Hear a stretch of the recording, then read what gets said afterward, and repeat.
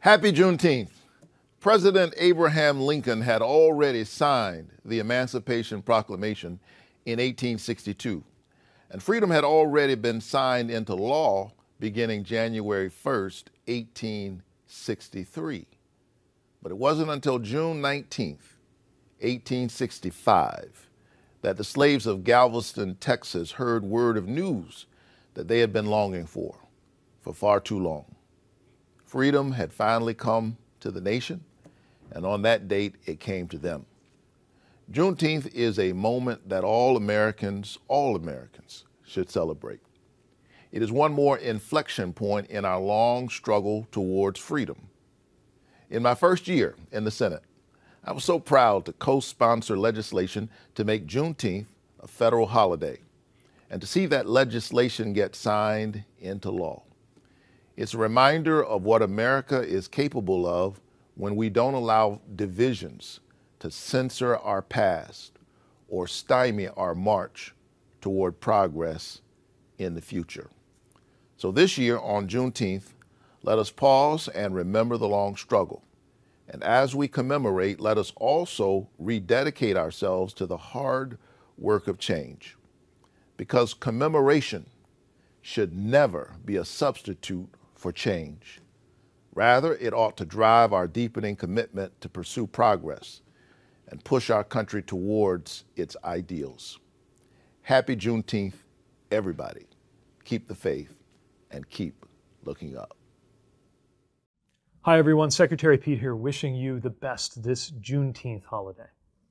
157 years ago today, Union troops arrived in Galveston, Texas, declaring that all enslaved people were free.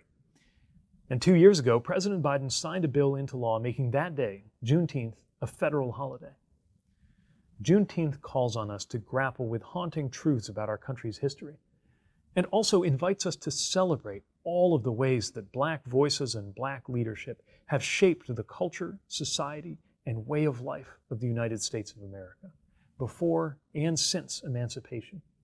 And of course, it reminds us of the continuing struggle to advance racial justice in our time. Transportation has been a battleground for civil rights and environmental justice across this country, especially for the descendants of the enslaved people we recognize today. That's why at USDOT, we are reinforcing our civil rights programs and advancing the Biden-Harris administration's vision for racial equity. Under the Justice 40 initiative, we are working to ensure new infrastructure investments reach communities that have too often been left out of the federal investments of the past. We're building better roads, bridges, airports, buses, not to mention getting rid of lead pipes, expanding affordable high-speed internet, and taking so many more steps that will help communities to grow and thrive. Earlier this year, we announced millions in funding to reconnect communities that have been divided by the choices of the past. We're uniting neighborhoods and helping more Americans better access the jobs, schools, healthcare, groceries, and community institutions they count on. Meanwhile, we're modernizing our disadvantaged business enterprise programs and supporting our Office of Small and Disadvantaged Business Utilization to ensure that Black-owned businesses get a fair chance to compete for infrastructure work, and creating good-paying transportation jobs that empower families to buy homes, educate their kids, and build generational wealth for the future.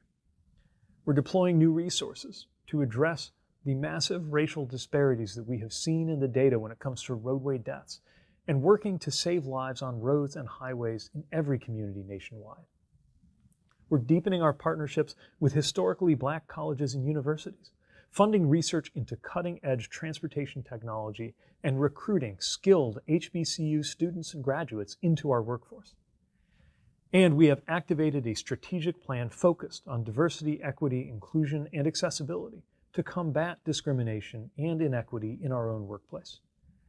These are just some examples of the work that we are doing at USDOT to address infrastructure barriers and improve transportation equity in communities nationwide.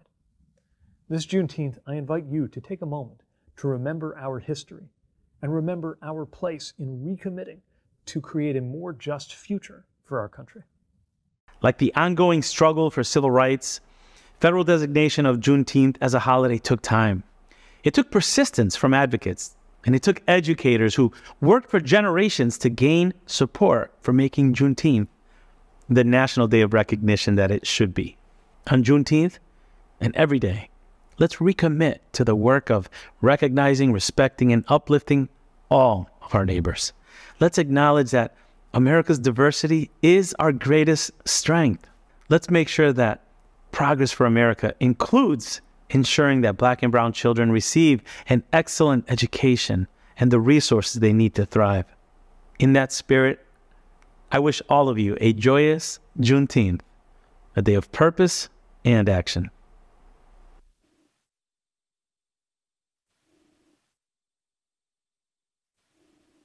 Richard Allen was born in 1830 in Richmond, Virginia. He was born enslaved. And then at the age of 7, he was moved to Texas. And yes, on June 19th, 1865, the Emancipation Proclamation was made known to Texans, and he was free. Just 4 years later, he was elected to the Texas state legislature. And after 1869, he decided with a few others to found a park to celebrate emancipation. The park is still there today. It's called Emancipation Park. This man and others created a sacred space to celebrate the greatest ideal in America, freedom. Too many people want to obscure our history, not teach it. It's wretched pain, it's hurt and harms. But what they do is they cheapen the story of America, our history and all the difficulties and the power and strength it took to overcome them. The truth of who we are adds to our glory and our greatness. Let us celebrate freedom and truth and telling our story so that we may face the difficult future with more grit and more strength, and knowing that our ancestry empowers us to do impossible things.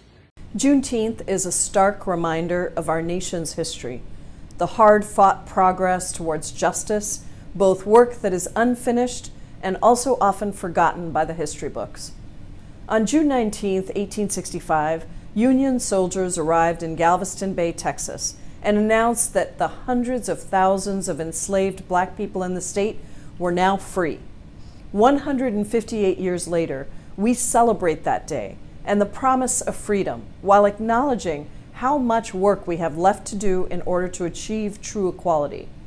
To address nearly a century of Jim Crow, 60 years of separate but equal, 40-plus years of racist housing policy, an anti-Black war on drugs, and continued systemic and institutionalized racism in America, we must come together and organize. In the past few years, following the murders of George Floyd, Breonna Taylor, and so many other innocent Black lives, Americans across this country finally began to wake up to that truth.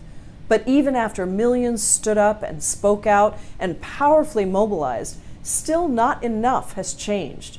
Injustice endures, racism continues, and we have still failed to protect Black lives even as we say that they matter. After years of protesting and movement building, we still have not overcome the institutional racism that blocks progressive voting rights, criminal justice reform, and economic equality legislation.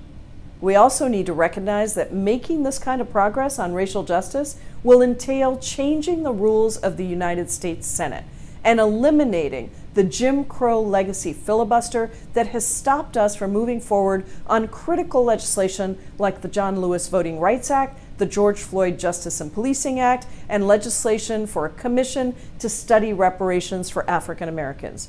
We, with a House majority by Democrats, have passed many of these bills, but then they die in the Senate because of the racist filibuster. So, on Juneteenth, we must each recommit to this fight, to equality, to full civil rights, and to not just reforming, but rebuilding our systems in this country and fighting back against the voter suppression laws across our country that are aimed at keeping Black people from having their voices heard and their votes counted. I didn't come here to Congress to fight for incremental change. I came here to set things straight and to fight for what matters and for what we deserve. This Juneteenth and every single day, I pledge to you that I will stand up to push for real change in solidarity with the Black community and with all of us who believe in a better world, a world that only we can shape with our own hands and our own will. So thank you for doing this work with me, with urgency, with generosity, with love, and a belief that any and all change we desire is possible if we come together and if we organize. Juneteenth marks a pivotal moment, a moment when the last slaves in Galveston, Texas, finally learned of their freedom on June 19, 1865, more than 2 years after the Emancipation Proclamation. It represents the day when the promise of equality and justice took another very crucial step forward in our nation's journey. I'm proud to have voted for the legislation that established Juneteenth as a national holiday. I believe that all of us must do all we can to ensure that our history is accurately acknowledged and celebrated. But Juneteenth is not just a celebration of the past. It's a powerful reminder of our ongoing struggle for equality and justice. It serves as a call to action, a call to address the systemic inequities that persist to this very day. It is a reminder that the struggle for civil rights is not finished, and addressing this fight requires our unwavering dedication and our resolve. By recognizing Juneteenth as a national holiday, we send a very clear message to future generations, a message that says we will not forget the atrocities of the past, and we will continue to work towards a more inclusive and equitable future. It's an opportunity to educate ourselves, our communities, and our children about the struggles and the contributions of African Americans throughout our nation's great history. Juneteenth helps us celebrate the resilience, the strength, and the achievements of African Americans. Juneteenth is a reminder that our journey towards a more perfect union is a shared responsibility, one that requires unity, empathy, and understanding.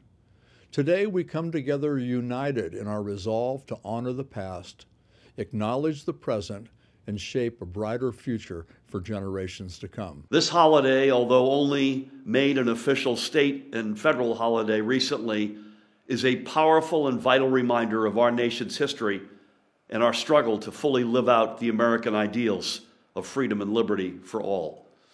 While today is a day to come together and celebrate, we also know that the spirit of Juneteenth calls us as policymakers to ensure we continue to move forward in expanding opportunity and equity for communities of color all year round.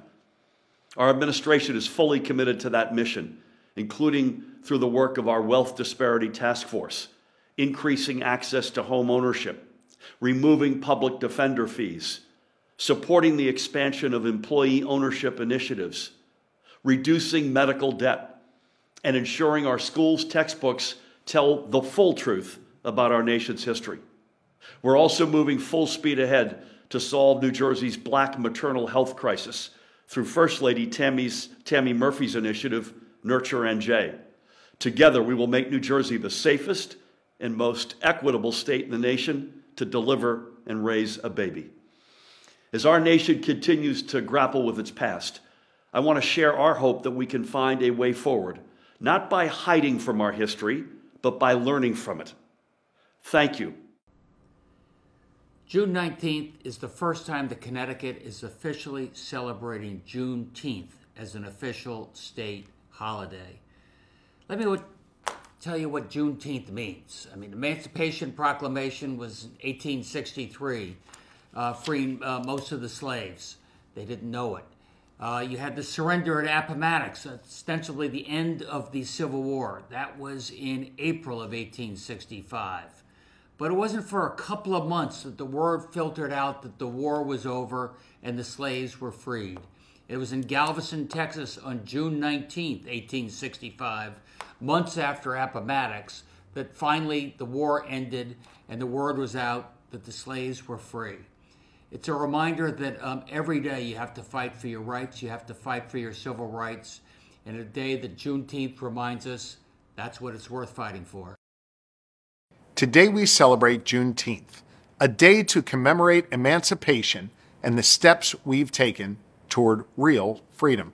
On this day, 160 years ago, enslaved Black Americans were emancipated in Texas, more than 2 months after the end of the Civil War and nearly 2.5 years after President Lincoln's Emancipation Proclamation. It's why today serves as a reminder that freedom isn't achieved overnight, and the fight for that freedom for every Pennsylvanian isn't over.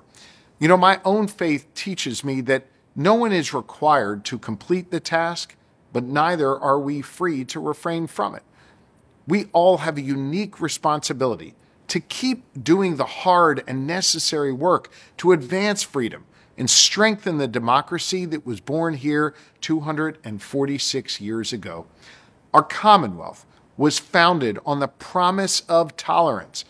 William Penn invited all to come and live and worship here in Pennsylvania in peace and security. And in every chapter of our Pennsylvania story, we got better, we got stronger, we got more tolerant. But to build on Penn's promise of freedom and inclusivity, each of us must commit to doing that work together. Each of us has to make a contribution. So today, on Juneteenth, let's recommit ourselves to doing our part toward tolerance, understanding, and working together to achieve real freedom for all Pennsylvanians. Happy Juneteenth, Pennsylvania.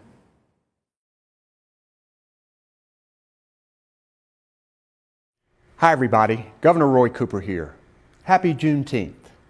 On this day in 1865, the news of freedom reached the last enslaved Black men and women in our nation.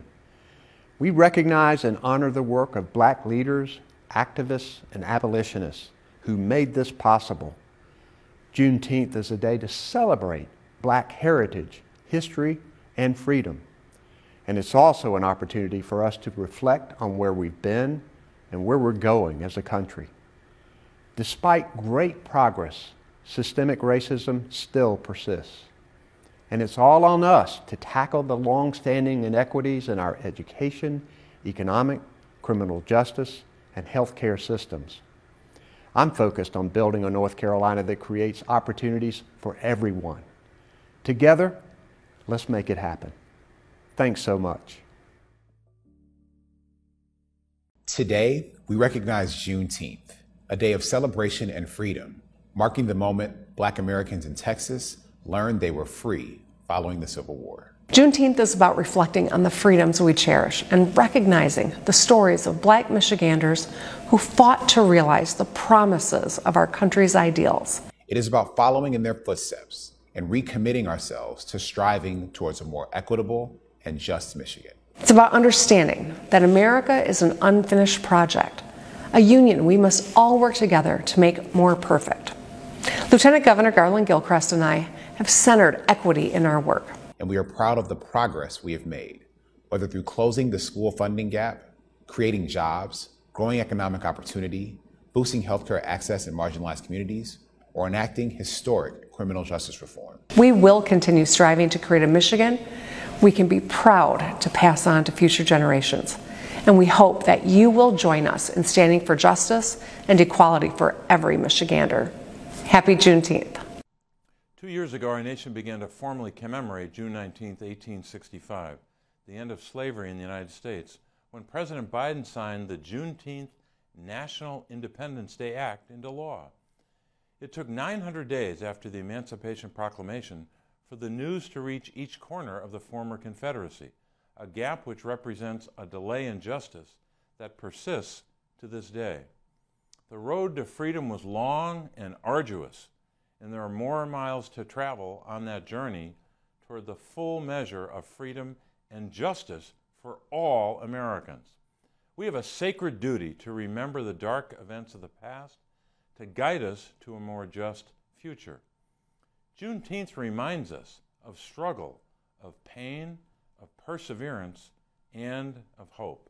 It's a time to celebrate and express our commitment to unity, healing, and justice.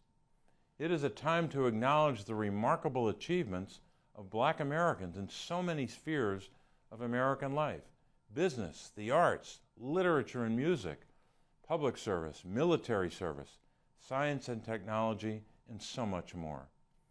This Juneteenth, let us lift up the voices of those who have long been marginalized in our nation, celebrate the work of those who labored to make our nation a more perfect union, and strive to ensure equal opportunity for all.